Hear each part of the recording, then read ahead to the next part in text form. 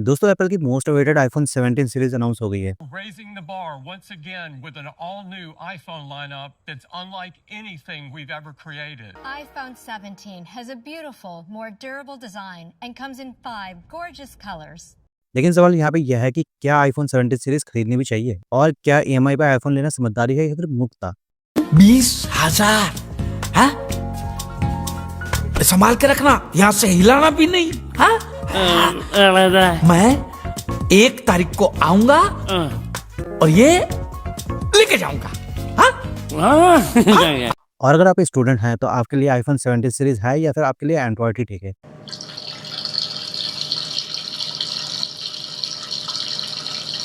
तो चलिए बिना टाइम वेस्ट किए जानते हैं पूरी सच्चाई क्या है। पार्ट 1, आईफोन 17 में नया क्या है। एप्पल ने आईफोन 17 में A19 bionic chip, AI based camera features और 120 हर्ट्ज डिस्प्ले दिया है। एप्पल ने इस बार एंड्रॉइड को टक्कर देने के लिए एआई और बैटरी लाइफ पर खास ध्यान दिया है। लेकिन सवाल यह है कि जो इस सीरीज में एआई फीचर्स वगैरह मिल रहा है, क्या ये आपके सही में काम के भी हैं या सिर्फ दिखावा मात्र है?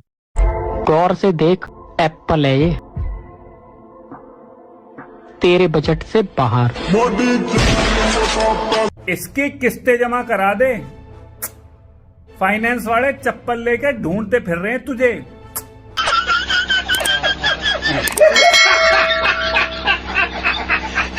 पार्ट 2, किसे आईफोन 17 सीरीज खरीदनी चाहिए और किसे नहीं। खरीदना किसको चाहिए चलिए मैं बताता हूँ। अगर आप क्रिएटर, गेमर, बिजनेस यूजर हैं जिन्हें रियल में आईफोन के एक्स्ट्रा फीचर चाहिए तो आपके लिए आईफोन 17 सीरीज मस्ट है। लेकिन किनको नहीं खरीदनी चाहिए वो भी जान लेते हैं। वो लोग जो व्हाट्सएप, इंस्टाग्राम और यूट्यूब के लिए लेना चाह रहे हैं उनके लिए आईफोन 17 सीरीज नहीं बनी है। क्या आप जानते हैं कि इंडिया में अभी भी 85% लोग एंड्रॉइड पे हैं, यानी वो कम प्राइस वाले फोन यूज कर रहे हैं और काफी अच्छे से वो चल भी रहे हैं। तो क्या आपको सिर्फ दिखावे पे खर्च कर देना चाहिए? चलिए जानते हैं इसका आंसर भी। आईफोन 17 सीरीज है तो एक्सपेंसिव, लेकिन एक चीज है, आईफोन 17 हाथ में लेके घूमेंगे तो टशन तो अलग ही नजर आएगा।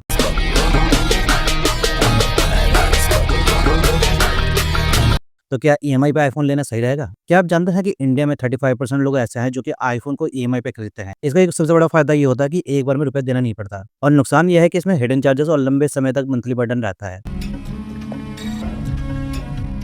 सोचिए, एक सिर्फ आईफोन लेने के लिए आपको अगले 1 साल या फिर 2 साल तक अपनी सैलरी कम दिखानी पड़ेगी, क्योंकि आपको 2 किस्तें भी भरनी है।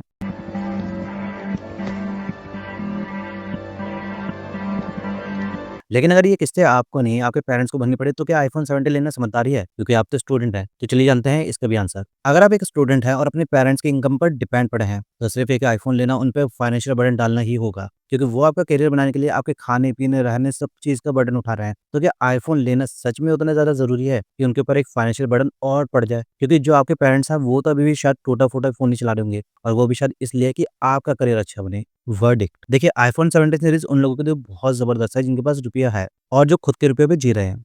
तो जैसे कहते हैं कि मैं इन सब गरीब गेमर्स को खरीद चुका हूं, मैंने इस मिस्टर लीस्ट को भी खरीद लिया। इनफैक्ट इस पूरे वीडियो खरीदने का बड़ा मन कर रहा है मेरा। जस्ट किडिंग गाइस, इसको मैं ऑलरेडी खरीद चुका हूं, गरीबों।